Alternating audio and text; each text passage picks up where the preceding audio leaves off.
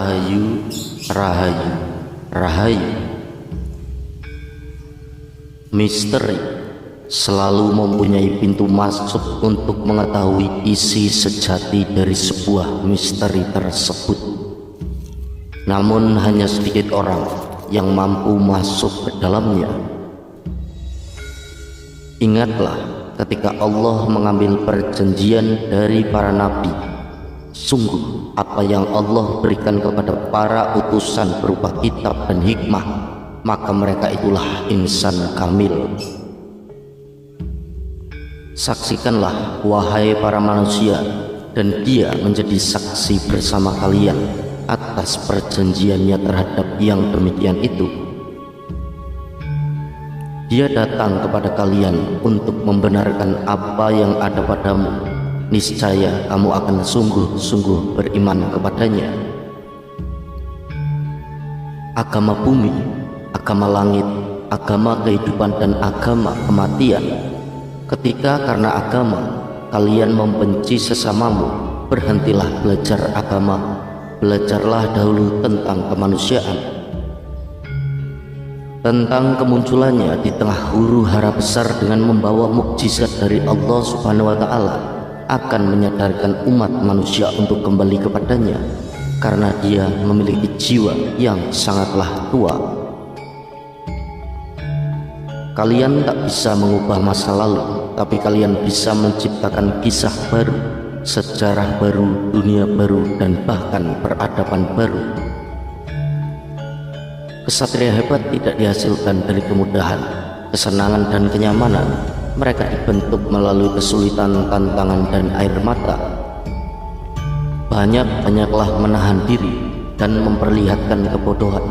Jangan menonjolkan kemampuan diri sendiri dan jangan pelihara sikap ingin dipuji. Akan ada tsunami, gempa, dan gunung meletus, itu nubuah darinya. Dia di antara dua pertentangan hadirnya untuk sebuah jalan kebenaran mengajarkan hidup yang sejati.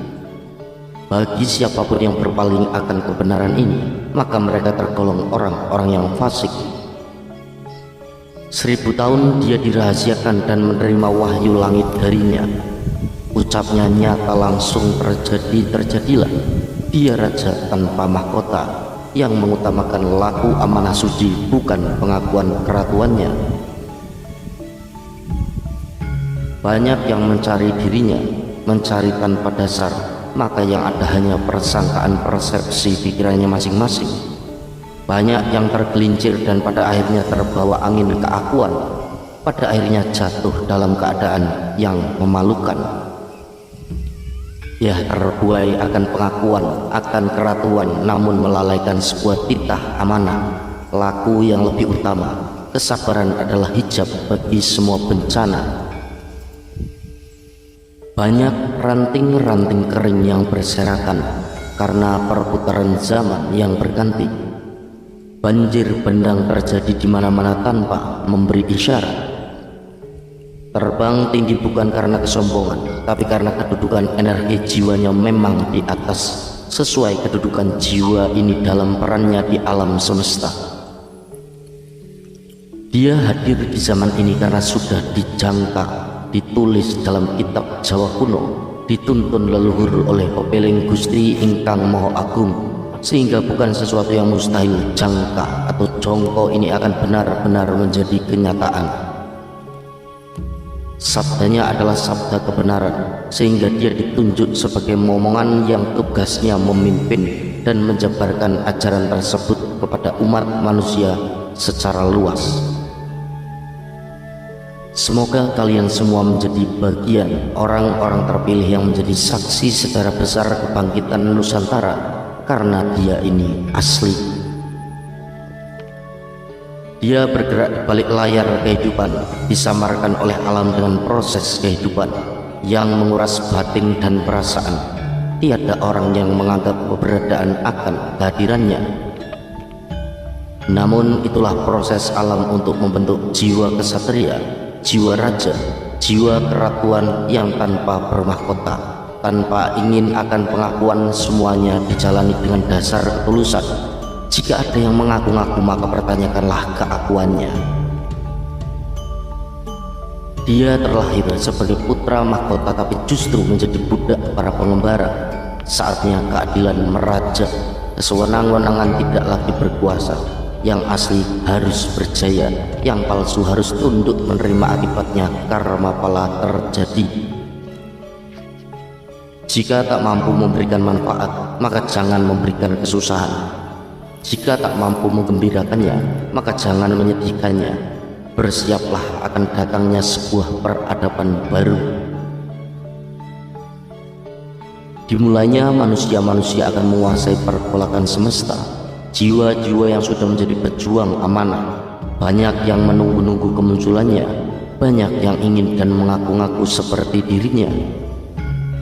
Sudah jelas keberadaannya, namun tidak semua makhluk mengetahuinya, kecuali bagi yang bisa masuk ke dalam terang sirullah, rahasia Allah, atas kehendak Allah sendiri yang menyembunyikan, melindungi dan menjaganya.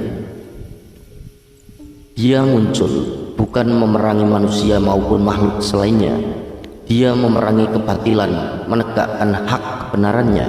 Dimanapun kebatilan dan sekuat apapun pastilah hancur. Dia juru selamat akhir zaman.